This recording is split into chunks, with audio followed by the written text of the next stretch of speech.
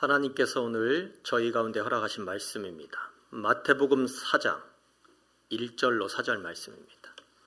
그때 예수께서 성령에게 이끌려 마귀에게 시험을 받으러 광야로 가사 40일을 밤낮으로 금식하신 후에 줄이신지라.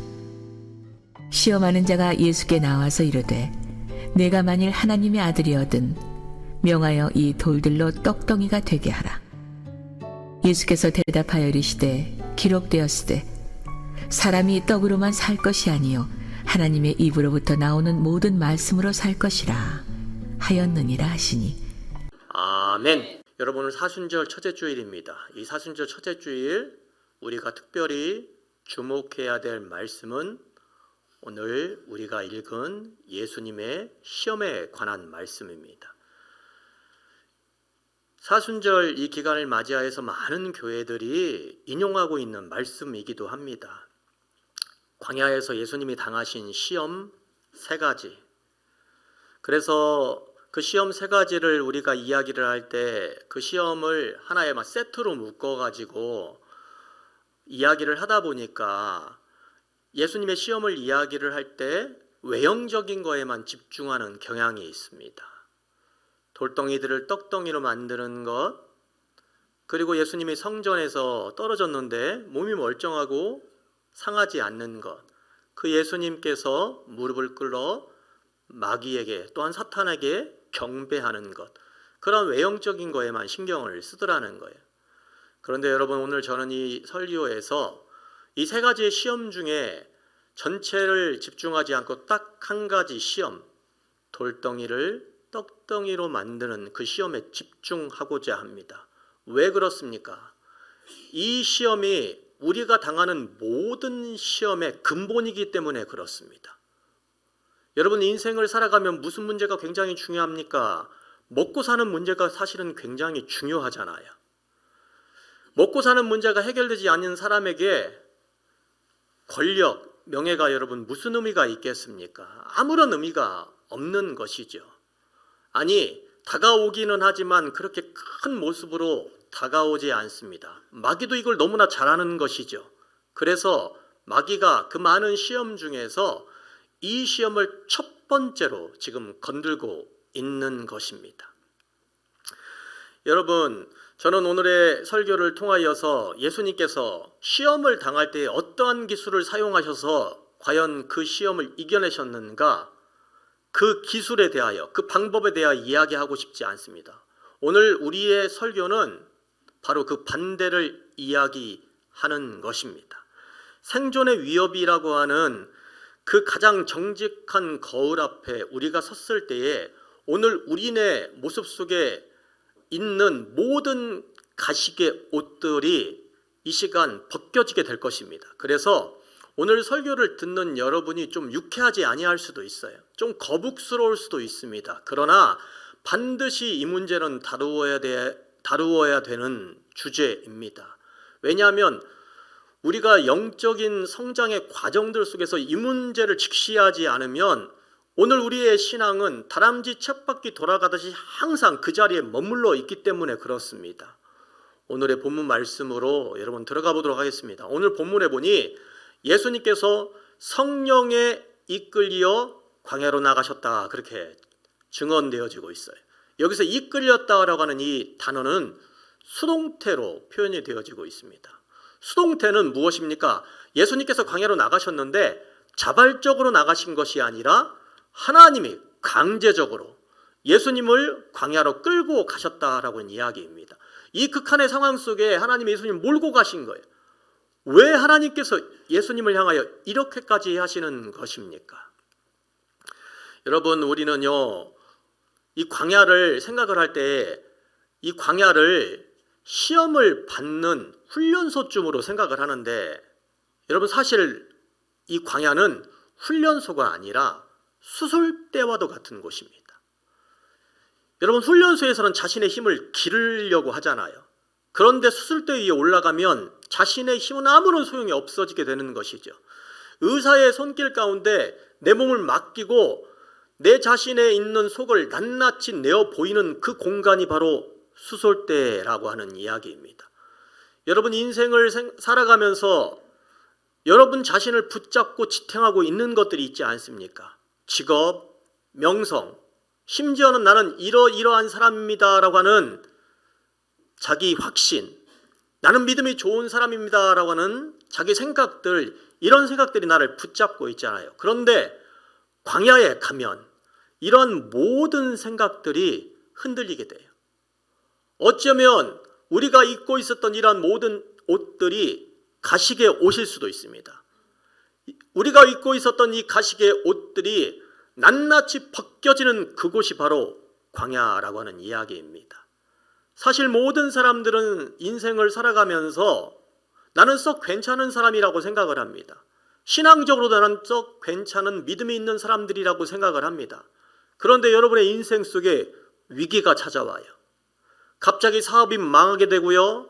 잘 다니던 회사에서 하루아침에 구조조정을 당하게 됩니다. 투자했던 내 주식이 하루아침에 반토막이 나는 상황이 되는 거예요. 바로 그럴 때 거의 대부분의 사람들은 어떻게 반응합니까? 이대로 있다가는 내가 굶어 죽기 십상이구나. 이대로 있다가는 내 삶의 저변이 흔들리게 생겼구나 라고 생각을 하며 내 것을 먼저 챙기는, 내 목구멍부터 먼저 챙기는 그런 마음들이 여러분 스물스물 올라오게 됩니다. 여기서 설교를 하고 있는 이용진 목사, 뭐 대단한 것 같지만 똑같은 상황이 발생이 되어지면 아마 어쩌면 저도 똑같은 행동을 하게 될 수도 있어요. 그런데 여러분, 마귀는 그걸 너무 잘 알고 있는 겁니다. 가장 약하고 벌거벗은 그 지점을 마귀가 파고 들어가는 겁니다. 광야의 예수님을 한번 바라보시길 바랍니다. 예수님이 자그마치 40일 동안이나 줄이셨어요. 여러분 얼마나 배가 고프겠습니까? 마귀가 예수님을 향해 이야기를 하는 겁니다. 왜 이렇게 굶고 있어? 너는 하나님 아들 아니야? 이 돌들을 떡덩이가 되게 해야 되는 것 아니야? 너가 하나님의 아들임을 지금 증명해야 될 시간이야 라고 예수님의 자존심과 예수님의 정체성을 잡아 흔듭니다. 마귀가 여러분 이렇게 하는 것은 오직 한 가지입니다. 아들 되신 예수님과 아버지 되시는 그 하나님 사이를 철저하게 이간질시키려고 그러는 것입니다. 야, 정말 하나님이 너 사랑하는 건 맞아? 하나님이 너를 완전히 잊어버린 것 아니야? 하나님이 너를 사랑하신다면 너가 이렇게 어떻게 40일 동안이나 줄일 수가 있어? 마귀가 그렇게 이야기를 하는 것이죠. 마귀의 목적은 오직 하나입니다. 그의 마음속에 의심을 심어 놓는 것입니다. 왜 의심을 심어놔야? 하나님을 의지하지 않기 때문에 그렇습니다. 그리고 모든 의심의 끝은 항상 똑같습니다. 인생을 살아갈 때에 하나님만을 의지하는 방법이 꼭 좋은 것만은 아니야. 결정적인 순간에는 물론 우리가 하나님을 의지하며 그 삶을 살아가지만 결정적인 순간에는 너 자신을 지킬 만한 힘이 너에게 있어야 돼. 너를 의지해야만 될 때가 반드시 있어 라고 이야기를 하는 것이죠. 여러분, 하나님을 믿는다는 것, 이것은요 하나님을 의지하는 것과 따로 가는 것이 아닙니다. 믿는다는 것은 곧 의지하는 것을 의미하는 것입니다. 예수님께서 세족식을 하고 난 이후에 만찬을 여셨어요. 그리고 그 만찬 이후에 말씀하세요. 너희 중 한 사람이 나를 팔 것이다. 그리고 너희 모두는 전부 다 흩어지게 될 것이다 라고 이야기를 합니다. 예수님의 그 이야기를 듣고 수제자 베드로가 예수님 앞에 나서며 이야기를 합니다. 예수님, 무슨 말씀을 하고 계시는 겁니까? 다른 모든 사람이 예수님을 팔아넘길지라도 나는 절대 예수님을 부인하지 않아야 할 것입니다 라고 이야기를 하는 것이죠. 베드로가 이 말을 할 때 실제로 베드로의 그 마음속에는 자기 자신만은 그렇게 할 것이라고 하는 자기 확신이 있었어요. 거짓말을 하는 게 아니었다는 얘기죠. 그러나 여러분, 베드로는 어떻게 행동했습니까? 결국 예수님을 부인했어요. 베드로가 왜 이러한 행동을 했을까요?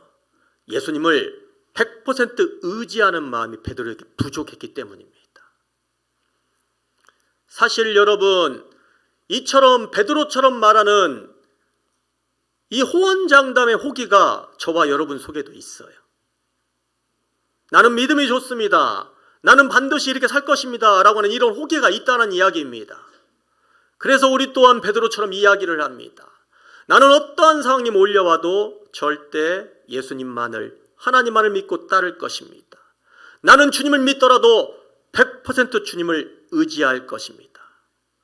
그런 호언장담의 호기가 있다는 이야기입니다. 그래서 사랑하지도 않는데 사랑하는 척 하기도 하고요. 믿음이 없는데 믿음이 있는 척 하기도 하고요. 예수님의 제자가 아님에도 불구하고 제자인 척 그렇게 행동합니다. 실제로는 예수님을 의지하지 않으면서도 100% 의지하는 척 그렇게 행동합니다. 여러분, 이러한 거짓의 옷이 저와 여러분 가운데 있는데 이 거짓의 옷이 쉽게 드러나지 않습니다. 그렇기 때문에 여러분 힘든 거예요. 그렇기 때문에 저와 여러분이 광야라고 하는 수술대 앞으로 나아가야 되는 거예요. 왜? 그 옷은 쉽게 벗겨지는 옷이 아니기 때문에 그렇습니다. 광야라고 하는 수술대 앞에 나아가야만 우리를 붙잡고 있는, 우리를 감싸고 있는 그 거짓의 옷들이 낱낱이 까발려질 수 있다라고 하는 이야기입니다. 야곱의 둘째 아내인 라헬에 대한 이야기를 소개합니다. 라헬은 남편 야곱과 함께 하나님의 약속의 땅으로 가면서 뒤로는 아버지의 우상인 드라빔을 훔쳐서 낙타 안장 밑에 숨기는 행동을 하게 됩니다. 겉으로는 하나님을 따르면서 몰래 보험을 챙긴 그러한 이중적인, 어떻게 보면 기만적인 행동을 라헬이 지금 보여주고 있는데 이 모습은 바로 우리네 모습일 수 있습니다. 한번 생각해 보시길 바랍니다. 라헬이 왜 드라빔을 훔쳤을까요? 그녀는 분명 남편을 통하여 하나님의 약속을 믿고 가나안으로 가는 길이었습니다. 라헬은 하나님을 안 믿은 게 아니었습니다. 분명히 믿고 있었습니다. 그러나 그녀의 믿음 한 구석에는 지워지지 아니하였던 불안감이 있었던 모양이었습니다. 하나님의 약속은 너무 멀리 있고 당장 내일에 사면 불안한데 혹시 하나님이 나를 돌보시지 아니하시면 어떻게 할까? 이런 불안감이 그녀를 사로잡고 있었습니다. 그래서 라헬에게 드라빔은 혹시 모를 때를 대비한 비상금 또는 나만의 안전한 장치였던 것이죠. 하나님도 믿지만 내 인생의 마지막 보루는 내 손에 딱 쥐고 있어야 안심이 되는 것이죠. 그게 바로 라헬이 낙타 안장 밑에 숨겨둔 우상의 정체였던 것입니다. 여러분, 이제 연결이 되지 않습니까? 마귀가 예수님께 돌을 떡으로 만들라고 한 게 바로 예수님 버전의 드라빔을 꺼내라는 유혹이었습니다. 바로 그것입니다. 내 안에 하나님의 아들이라고 하는 엄청난 능력이 있잖아. 그걸 사용해서 너 자신을 위한 안전장치를 지금 만들어봐. 언제까지 하늘만 그렇게 쳐다보고 있을 거야? 잘 찾아봐. 네가 숨겨놓은 그 낙타 안장 밑에 드라빔이 있잖아. 그 드라빔을 너의 생존을 위하여 먼저 써야 되는 거 아니야? 이게 바로 라헬의 논리였던 것이죠. 그리고 이 논리는 세상의 논리이고 어쩌면 오늘날 교회가 세상으로부터 받는 가장 큰 유혹인지 모르겠습니다. 교회에 대한 유혹이요? 그렇습니다. 세상은 교회를 향하여 이렇게 이야기를 할 것입니다. 너희에게는 놀라운 잠재력과 자원이 있잖아. 또 예산도 있잖아. 그걸로 세상을 구원하는 데 쓰기 전에 너희 교회의 건물을 키우고 너희 교인들부터 부유하게 만드는 데 쓰지 아니하는 거야. 일단 먹고 사는 문제부터 해결해야 선교도 전도도 구제도 할 수 있는 것 아니야? 여러분, 왜 이렇게 이 논리가 무서운 것입니까? 너무나 합리적으로 들리기 때문에 그렇습니다. 누가 들어도 맞는 말이기 때문에 그러합니다. 그런데 이러한 논리는요, 우리의 일상 속에서도 그대로 적용이 됩니다. 이것은 단순히 개인의 신앙 문제를 넘어서는 문제입니다.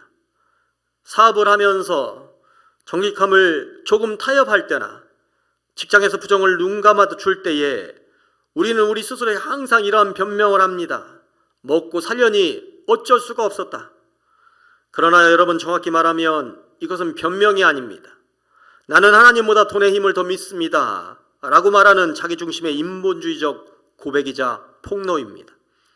왜냐하면 그 순간은 자신의 낙타 안장 밑에 있는 그 숨겨두었던 드라빔을 세상에 공개하는 셈이 되기 때문입니다.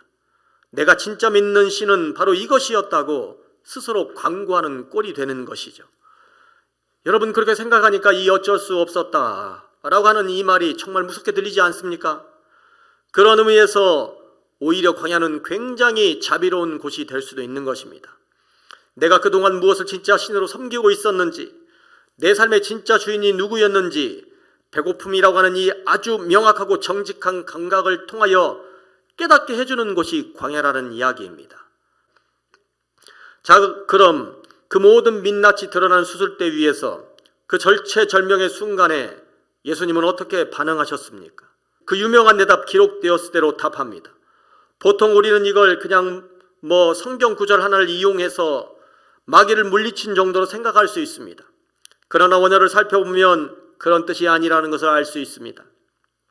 기록되었을 때의 원어는 게로랍타이입니다. 이 말은 완료 수동태 직설법으로 기록되어 있고 그 기록이 지금도 유효하다라고 하는 뜻을 가지고 있습니다. 단순히 과거에 쓰였다는 그 사실을 넘어서 하나님의 말씀이 시대를 초월하여 영원한 권위가 있음을 고백하는 것입니다. 그 아버지의 말씀이 이 순간에도 과거처럼 여전히 살아있고 내 현재를 완벽하게 지배하고 있다는 말입니다. 이건 단순히 오래된 경전을 인용하는 수준이 아닙니다. 수천 년 전에 기록된 이 말씀이 40일을 굶어서 백가죽이 등에 딱 달라붙은 지금 이 순간 이 광야 항복판에서도 변함없는 진리이며 내 삶의 운영체계이다 라고 하는 선포인 것입니다. 그렇다면 예수님이 이 선택을 하실 수 있었던 근거는 무엇입니까? 오늘 마귀는 돌을 떡으로 만들라는 이 사실에 우리를 집중시키며 자꾸 예수님이 행하실 그 초능력에만 우리를 몰두하게 만듭니다. 그러나 이 시험에서 우리가 놓치지 말아야 될 것은 예수님의 초능력이 아닙니다. 바로 하나님을 향한 예수님의 신뢰입니다. 그건 내 아버지는 결코 자기 아들을 이 광야에서 굶겨 죽이실 분이 아니다라고 하는 아버지에 대한 절대적인 신뢰였습니다.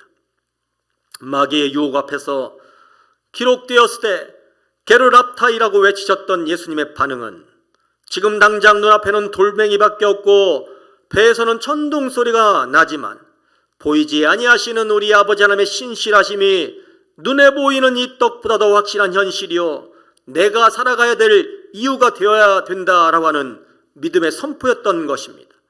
떡의 필요성을 부정한 것이 아니라 인생의 우선순위를 우리 예수님이 바로 세우신 것입니다.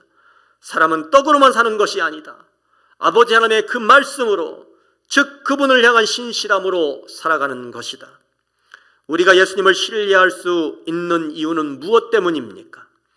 그것은 예수님께서 광야에서 돌을 떡으로 만들어 자신을 배불리는 그 길 대신에 훗날 십자가에서 자신의 몸을 생명의 떡으로 찢으셔서 우리를 배불리는 그 길을 택하셨기 때문에 그렇습니다. 그리고 그 위대한 사랑이 주님을 향한 우리 모두의 사랑의 근거가 되는 것입니다. 만약 예수님께서 광야에서 자신의 생존을 위하여 자기 자신을 증명하기 위하여서 그 능력이라는 드라빔을 사용하셨다면 그분은 십자가 위에서도 내가 하나님의 아들이라면 내려와서 너 자신을 구원하라고 이야기하는 그 사람들의 조롱에 당신에게 있는 드라빔을 사용하셨을 것입니다. 만약 그리 되었다면 예수님의 이야기는 평범한 한 사람의 이야기로 끝났을 것입니다. 오늘 우리는 우리 삶의 현실이라고 하는 광야를 살아갑니다. 그리고 그 현실 속에서 고민하고 있는 이 먹고 사는 문제는 전혀 이상한 문제가 아닙니다. 예수님조차도 그 근본적인 먹고 사는 문제를 위하여 자신의 힘과 드라빔을 사용하실 수도 있는 시험을 당하셨기 때문입니다. 우리 삶의 그 현실이라고 하는 광야가 우리에게 질문합니다. 나는 지금 떡을 위하여 하나님의 말씀을 버리고 있는가? 아니면 말씀을 위하여 떡에 대한 집착을 버려내고 있는가? 당신의 낙타 안장 아래 누구에게도 들키고 싶지 않았던 그곳에 남몰래 숨겨둔 드라빔은 무엇인가? 하나님을 믿는다고 말은 하면서도 사실은 하나님보다 더 신뢰하며 의지하는 당신만의 안전장치는 무엇인가? 우리는 그 두라빔들을 더 이상 숨기지 말고 십자가 앞으로 가져와야 합니다. 그리고 우리 안에 있는 성령의 불, 저와 여러분 안에 있는 그 성령의 불이 그 두라빔들을 태워버릴 때에 우리는 비로소 광야 한가운데서도 흔들리지 아니하는 진짜 자유와 평안을 누리게 될 것입니다. 우리는 떡이 없어서 죽는 것이 아닙니다. 하나님이 누구신지 잃어버려서 죽는 것입니다. 그래서 우리 인생의 가장 극심한 굶주림은 텅 빈 지갑이 아닙니다. 하나님의 신실하심을 잃어버린 우리의 기억 상실증입니다. 우리는 흔히 무언가로 우리를 꽉 채워야 된다라고 생각을 합니다. 왜냐하면 그래야 안전하다고 느끼기 때문입니다. 그러나 오늘 주님이 보여주신 길은 정반대의 길이셨습니다. 주님은 스스로를 비워내셨고 그 텅 빈 공간을 오직 아버지의 신실하심이라고 하는 호흡으로 채워나가셨습니다. 지금 여러분의 손에 쥐고 있는 그 마지막 보류를 이제는 내려놓아도 좋습니다. 내가 나를 지키고 내가 나를 위하여 애쓰던 그 고난한 손을 풀어놓을 때에 비로소 우리는 단 한순간도 우리를 놓지 않으셨던 하늘아버지의 거대한 손이 보이기 시작하는 인생을 살게 될 것입니다. 우리의 생명은 우리가 만들어낸 성취나 소유 가운데 있지 아니합니다. 우리는 오직 나를 사랑하신다라고 하는 그분의 약속 하나로 충분히 살아낼 수 있는 존재들이 아니겠습니까? 나를 증명하려고 하는 그 모든 시도를 멈추시고 그분의 사랑 안에 머무시는 분들이 되시길 바랍니다. 그 사랑이 여러분의 가장 깊은 갈증을 해결하고 진정한 자유의 길로 인도하실 것입니다. 그분이 우리의 전부가 되시기 때문에 그러합니다. 오늘의 이 말씀을 여러분의 가슴 속에 하루 새기시길 바랍니다. 하나님이 저와 여러분 가운데 함께 하실 것입니다.